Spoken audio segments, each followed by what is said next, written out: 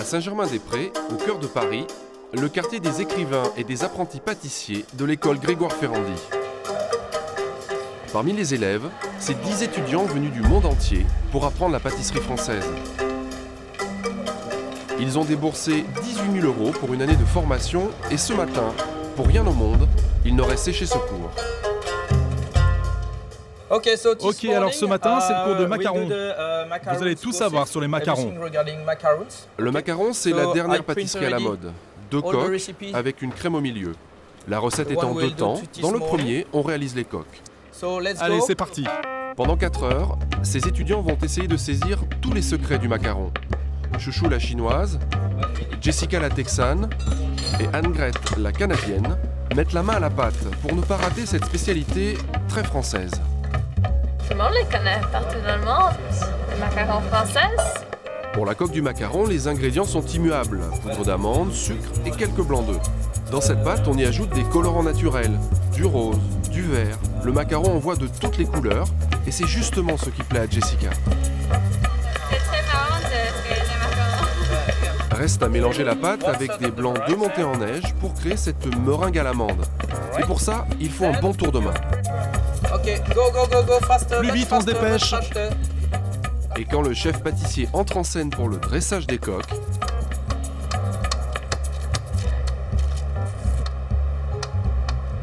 le macaron pour tous ces étudiants devient un véritable spectacle.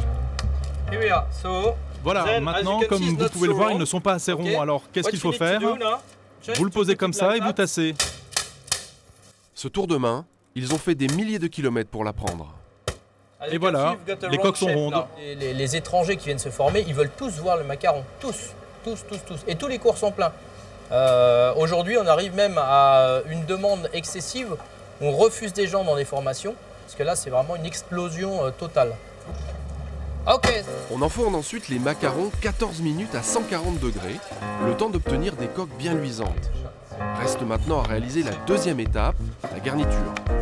Crème au beurre, confiture ou ganache au chocolat, les étudiants comme Chouchou imaginent le macaron qui pourrait les rendre célèbres dans leur pays. Moi, j'aimerais bien mélanger le parfum de fleurs avec le fruit ou le chocolat. Ouais. Ok, just have a look Venez voir here. par là. Ok. Ils ont changé de couleur. Ils sont cuits. Ça s'est bien passé aujourd'hui.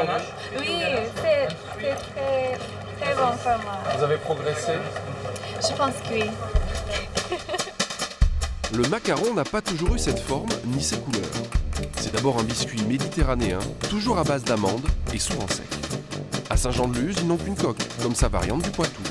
Au Pays Basque, en Lorraine ou dans le Bordelais, il a conservé son aspect traditionnel.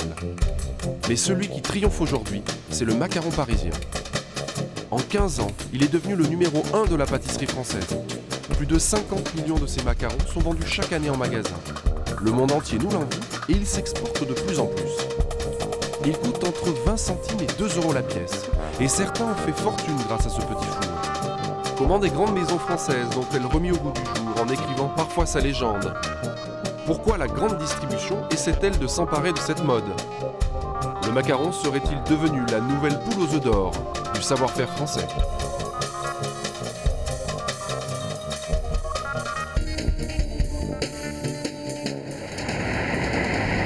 Le succès du macaron a commencé ici, dans les beaux quartiers parisiens, dans cette enseigne.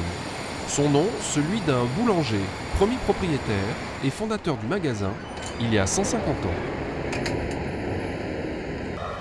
La bourgeoisie parisienne venait y prendre le goûter et découvrir les premiers plaisirs sucrés.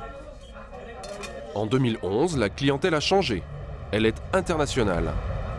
Et si l'on se presse encore devant cette boutique, c'est avec une idée bien précise. Au Brésil, on nous a dit qu'il fallait venir ici pour manger des macarons. Ici, tout respire la tradition française du Second Empire. Mobilier Napoléon III, peinture au ton pastel, même la carte des macarons tout en dorure s'habille aux couleurs de l'époque. Tout est fait pour associer le macaron à cette très vieille histoire. Pourtant, le macaron n'est pas un gâteau aussi ancien qu'on croit. Sa notoriété, il la doit à cet homme, David Holder. C'est lui qui a fabriqué la légende du macaron. bien. Ça va très bien. Une idée qui lui est venue il y a seulement 18 ans. À l'époque, David Holder n'est pas encore le patron, mais seulement un client. Avec ses parents, il a l'habitude de venir déguster toutes sortes de pâtisseries. Tout a commencé alors? Voilà, ça c'est notre table. Donc là, c'est la table dans laquelle, entre 85 et 93, on a vécu tous les samedis midi. On était là, il y avait mes parents, mes frères et sœurs qui étaient là quand ils étaient sur Paris.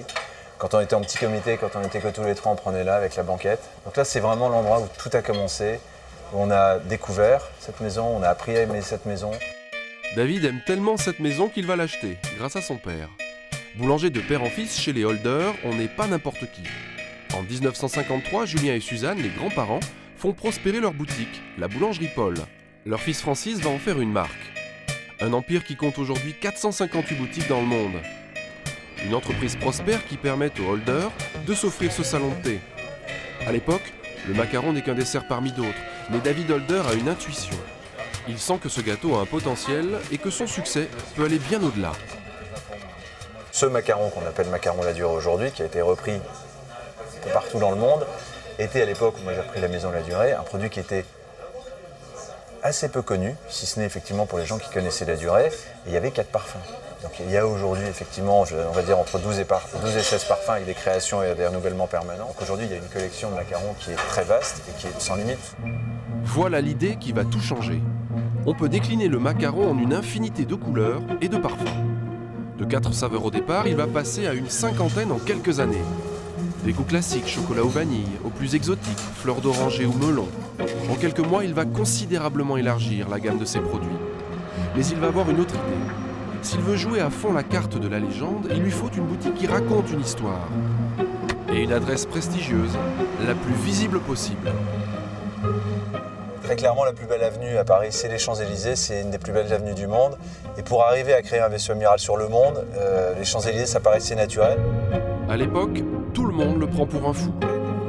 Pour 8 millions d'euros, il va créer de toutes pièces un magasin qui semble dater du Second Empire. Une copie en plus grand de la rue Royale. Voilà, ça c'est la Villa Durée. Donc ici, on a tout créé. C'est-à-dire qu'ici, vous aviez une agence de voyage et on a imaginé un lieu qui serait La Durée.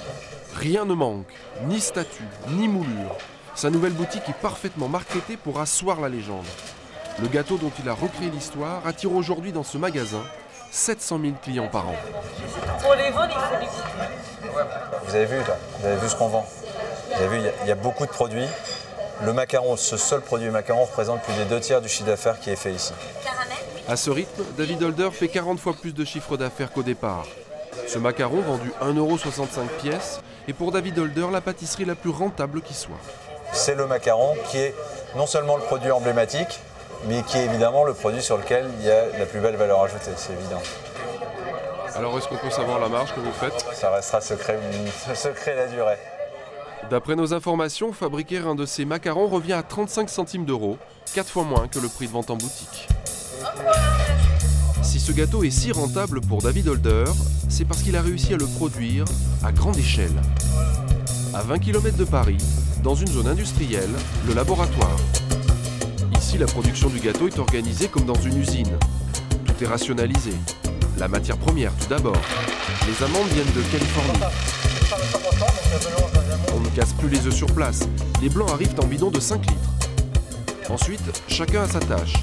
2 équipes de 45 personnes se relaient pour effectuer le mélange. Tous nos produits sont faits à la main. Il y a juste le dressage des coques qui est fait par une machine, bien sûr, pour avoir la régularité du produit. Ce qui permet d'être encore plus productif, c'est cette machine. Elle moule les coques des macarons. Et chaque jour, 50 000 sortent de là, un par seconde. Après une nuit passée au frais, les macarons produits ce jour seront vendus le lendemain dans les 3 pâtisseries parisiennes. Parfois même, ils sont surgelés pour répondre à une grosse demande. Voilà le secret de la fabrication de masse. Reste une chose pour continuer à vendre toujours plus de macarons, créer de la nouveauté. Retour à Paris, dans le quartier latin. Une réunion stratégique va commencer au dernier étage de cet immeuble cossu. David Holder va tester un nouveau parfum. Allez, on est parti. Avec sa directrice de communication et son directeur général, celui qu'ils attendent tous, c'est le chef pâtissier et ses dernières créations. Ensemble, ils vont goûter un nouveau macaron au melon. La première impression est plutôt bonne. Merci. Alors on est fruit plein la bouche. Ah oui, ah oui, voilà. La couleur est belle. C'est très frais. Mais c'est vrai qu'on pourrait jouer un tout petit peu plus sur la couleur. Pour que ça soit pas le macaron terne, mais plutôt qu'il soit plus brillant. Ouais, plus brillant. Donc ça, c'est un beau macaron d'été. Donc on le démarre en France. Et très naturellement, il va partir tout de suite dans l'ensemble de nos filiales et chez nos partenaires franchisés pour l'été. Et on le reverra, on le retrouvera Non, plus jamais. Fini. Il n'y aura plus jamais de macaron au melon chez la. C'est dans 50 ans. On sortira nos fiches.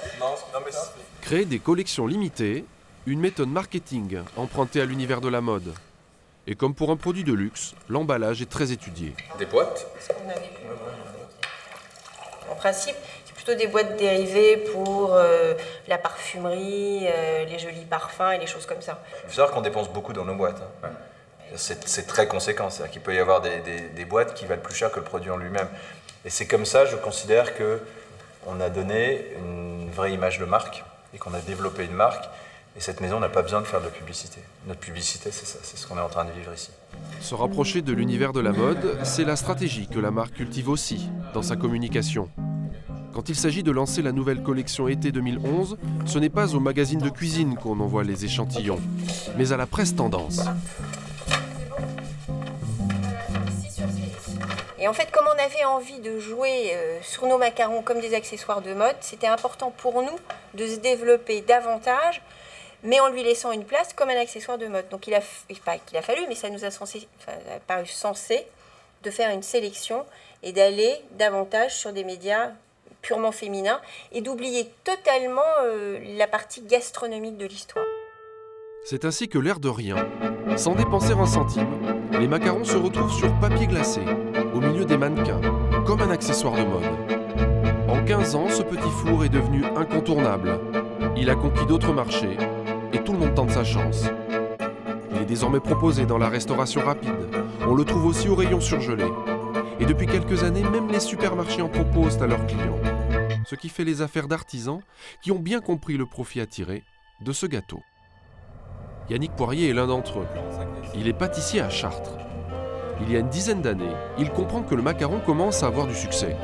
Du coup, lorsqu'il est contacté par un hypermarché de la ville qui lui demande de produire une spécialité locale au chocolat, le Menchikov, il va avoir le bon réflexe qui va faire basculer sa carrière. Je croyais pas trop au Menchikov et j'aurais dit pourquoi on ne travaille pas ensemble le macaron. Puis ils m'ont dit pourquoi pas. Et c'est comme ça que ça a commencé, je parle pour moi, au niveau de la grande distribution. Et puis ensuite, ça s'est enchaîné avec d'autres carrefours et d'autres enseignes. 10 ans plus tard, Yannick Poirier livre 20 grandes surfaces. Et il compte bien ne pas s'arrêter là. Il y a quelques mois, il s'est offert cette usine flambant neuve, la même que chez La Durée, mais en plus petit. Un investissement de 600 000 €. Et pour ses macarons, Yannick a sa petite touche personnelle. C'est par là que ça se passe. Ici, les amandes californiennes arrivent avec leur peau. Et pour Yannick, ça change tout. Le goût n'est pas le même, forcément. C'est un goût beaucoup plus prononcé sur l'amande. Et puis aussi, ça garantit le moelleux du macaron. Pour le reste, c'est la même recette et le même processus de fabrication. Avec ses 4 employés, tous les jours, il produit ici 3000 macarons. Pour ne pas alourdir la facture, il a choisi un emballage sobre, qui veut jouer sur la tradition. Yannick préfère mettre en avant les couleurs et les parfums de ses 9 macarons. On a coco, nature, café, citron, framboise, cassis, pistache, chocolat et vanille. Yannick a créé sa propre marque. Ces gâteaux lui reviennent à 30 centimes pièce. Il les revend en moyenne 2 fois plus cher aux enseignes de la région. Ce matin, il a rendez-vous dans le plus grand hypermarché de Chartres. Le premier à avoir parié sur ses macarons il y a 10 ans. Alors, macarons. Le rajout que vous m'avez demandé. J'imagine que ça a fonctionné un peu ce week-end. Le week-end de Pâques est passé. Ces macarons se sont bien vendus. Christian Durand, le chef du rayon pâtisserie, a dû passer une nouvelle commande. Donc on réceptionne, on contrôle. Les boîtes parvin, les boîtes de chocolat. C'est les meilleurs produits, c'est les produits qu'on vend le mieux. C'est bon? C'est bon? On les met sur le frigo? Bonjour. Yannick Poirier, qui possède 2 grosses pâtisseries en centre-ville, n'a pas hésité à proposer ses macarons aux grandes surfaces. Oui, je te suis. Mais à une condition, ne pas casser les prix. Je leur demande de ne pas les vendre moins cher que moi. Maintenant, s'ils veulent les vendre plus cher, c'est pas un problème. Enfin, comme moi, dans mon rayon, puisque moi j'ai mes boutiques sur Chartres centre-ville, donc on se fasse pas concurrence, quoi. La grande surface n'a pas le droit de vendre le macaron moins de 90 centimes pièce. Est-ce qu'on pourrait avoir une petite idée de votre marge? Ouais, les alentours de 20-25% par rapport au d'accord. Mais depuis 5 ans, un concurrent a fait son apparition dans ces rayons. Il est produit par un géant de la pâtisserie industrielle. Il arrive surgelé. Il est empaqueté sur place. Vous les vendez, vous en vendez beaucoup des comme ceux-là? Non, pas énormément. Non. Dans les produits, les gens quand même vont plus sur le produit frais. Beaucoup plus sur le produit frais que sur le produit surgelé. Ici, Yannick vend ses macarons 2 fois plus cher que son concurrent surgelé, mais il en vend 2 fois plus. En moyenne, c'est du 250-300 boîtes la semaine. Oui, même sur la fin d'année, c'est même un peu plus. Par contre, oui, à Noël, oui, c'est beaucoup plus important. Le business de Yannick ne pèse pas lourd dans ce supermarché. 1% du total des ventes du rayon pâtisserie. C'est bon là? Et pourtant, sa petite entreprise est florissante. Il fait 400 000 € de chiffre d'affaires et livre même dans les grandes surfaces des beaux quartiers parisiens. En 2011, jamais on n'a vu autant de macarons en magasin. Cette mode fait parfois sourire les critiques gastronomiques comme Gilles Pudlowski, célèbre pour ses guides. Il va tester pour nous 6 macarons de 6 enseignes différentes, du moins cher au plus cher, du surgelé aux produits frais. Alors on va d'abord, on va prendre un couteau si vous voulez, parce que je ne vais pas me les mettre dans la bouche. On va demander un couteau pour... Gilles Pudlowski va d'abord faire passer au macaron le test du couteau. On va couper celui-là. Voilà, alors là il coupe, vous voyez, là il est un peu craquant. Vous l'avez acheté aujourd'hui là? Je sais pas qui l'a fait, mais c'est pas terrible. On va voir celui-là. Ah, regardez le moelleux. Le moelleux. Alors là, c'est la Rolls à côté. Hein. Ouais, rien à voir. Hein. Bon. Ah, regardez là aussi, il se coupe bien. Déjà que. C'est pour ça que c'est quand même bien de le faire avec un couteau. Hein. Pas mal.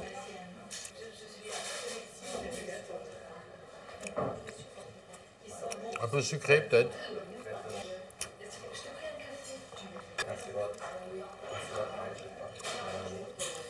Ah, il y a un chocolat qui est bien net là. Comme tout le monde en 15 ans, Gilles Pudlowski a vu pousser toutes sortes de macarons. Tout le monde aime le macaron, c'est un truc. Qui est-ce qui n'aime pas le macaron? C'est vraiment ce que c'est passe-partout, voilà. Passe-partout. Ça fait plaisir à tous, c'est un peu la facilité. Sa mode et son histoire va continuer, perdurer alors. Bien sûr, vous voulez faire un cadeau à quelqu'un, vous savez pas quoi amener, vous amenez une boîte de macarons, ils sont contents. Mais place au verdict. Bon dernier pour ce critique, le macaron d'une grande marque de produits surgelés. Et voici le podium. On va dire numéro 1, numéro 2 et numéro 3. Si les 4 autres macarons se tiennent dans un mouchoir de poche, la première place revient au macaron le plus cher du marché, celui de Pierre Hermé. Un créneau du gâteau de luxe sur lequel le pâtissier a tout misé. Ces boutiques ressemblent à des galeries d'art. Sur une trentaine de mètres carrés, le macaron n'est pas un produit comme les autres. Les goûts et les couleurs sont audacieux. Chocolat passion, vanille, huile d'olive, menthe, petit pois, réglisse, violette. Pour s'offrir ce petit plaisir d'à peine 30 grammes, il faut débourser 1,95 €. C'est le macaron le plus cher du marché. Les gourmands s'en fichent. La boutique est toujours pleine. Vous mettez des macarons alors? Oui. Pourquoi? Qu'est-ce qui vous plaît là-dedans? Le chocolat. Tu pourras en manger combien comme ça? Loin de l'agitation de ces boutiques, nous retrouvons l'inventeur de ces macarons. Formé chez Le Nôtre, pâtissier chez Fauchon, star chez Ladurée, après avoir mis son talent au service de David Holder, il a décidé en 1997 de monter sa propre affaire.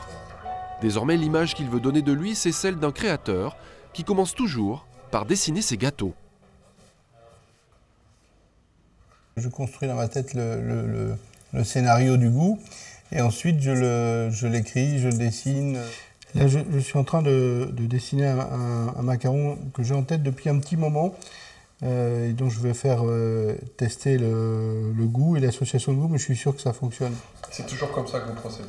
C'est important de dessiner parce qu'il y a des éléments qui viennent se rajouter sur la coque du macaron, notamment des morceaux de noix de coco. Une fois dessiné, place à la confection du macaron. Bonjour, Mickaël. C'est à son chef pâtissier que Pierre Hermé confie la réalisation de ses esquisses. Il y a un macaron rose, vanille et clou de girofle. Et là, on fait une coque rose et une coque vanille. Donc le biscuit avec les grains de vanille dans le biscuit. C'est pas très compliqué. Il faudra faire un essai juste pour voir les proportions entre la crème à la rose et la crème. À l'étage au-dessus, le laboratoire où Mickaël va interpréter les partitions du maître et parmi elles, ce macaron hors norme.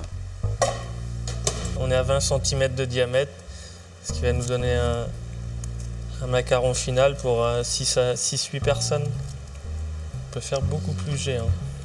La coque du macaron est saupoudrée d'or alimentaire. Le cœur est une compote de haricots japonais, la ganache est au thé vert, un macaron inédit. Ce gâteau passera plusieurs heures au réfrigérateur, le temps pour la ganache de bien imbiber de son parfum les deux coques du macaron.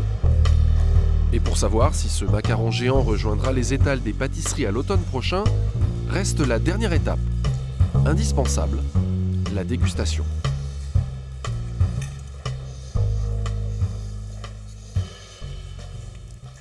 Au niveau de l'ensemble, ça me va, c'est ce que j'avais prévu.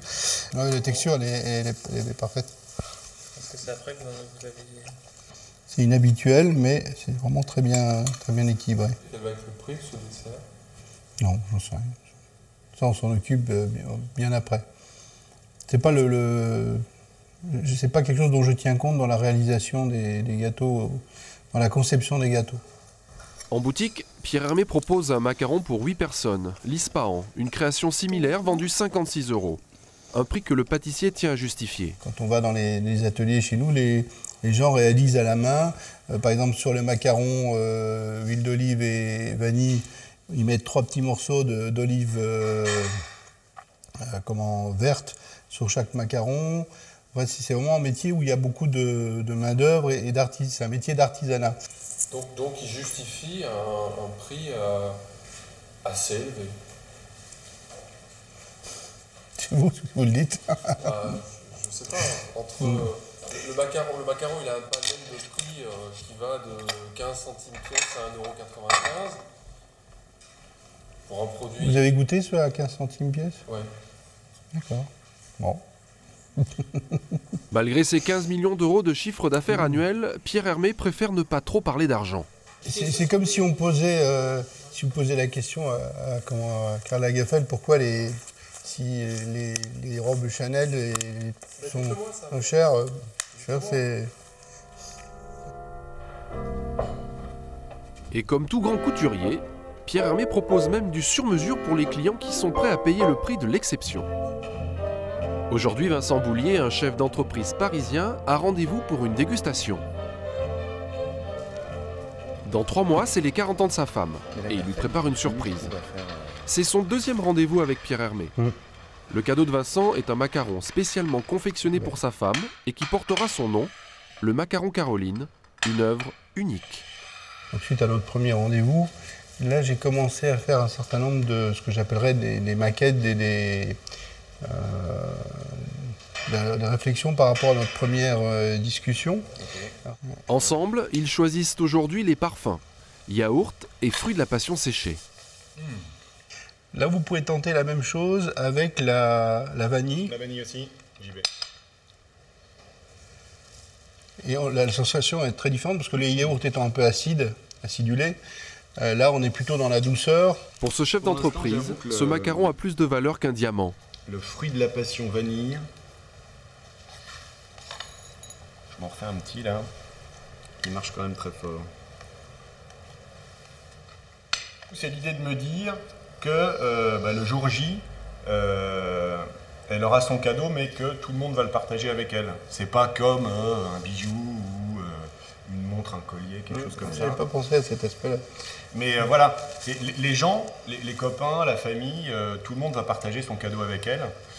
Et de se dire qu'après, elle aura pour elle un macaron et un chocolat Pierre Hermé perso, c'est un peu son portrait d'Andy Warhol 40 ans après, quoi. Non mais, il y a ce côté-là qui est sympa. Une œuvre d'artiste au prix de l'art. Prix de base du sur-mesure, 5 000 €. Cela comprend la recette du macaron, la production d'une centaine de ces petits fours et la possibilité d'en fabriquer d'autres à la demande.